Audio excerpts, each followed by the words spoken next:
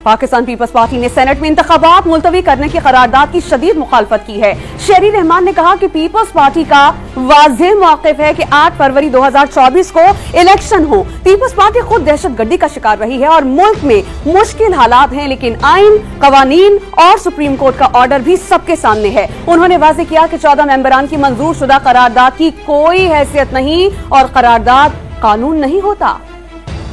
कह रहा है कि इस वक्त सिक्योरिटी की सिचुएशन है, दहशतगर्दी का सबसे बड़ा हदफ पाकिस्तान पीपल्स पार्टी रही है, चाहे वो 18 अक्टूबर हो 2007 में या ज़ाहिर मोहतरमा शहीद की शहादत। तो उन्होंने उनकी शहादत के बाद भी आपने देखा कि मुल्क में इलेक्शन हुए।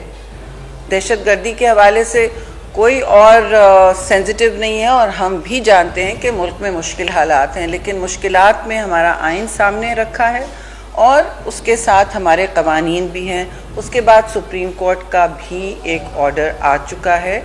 अब हमें आगे ही बढ़ना चाहिए क्योंकि मुल्क में एक बेयकीनी की फिर फिज़ा शुरू हो जाती है। तो 14 मेंबरान के होते हुए ज़ाहिर है नंबर 1 इसकी कोई कानूनी हैसियत तो है नहीं।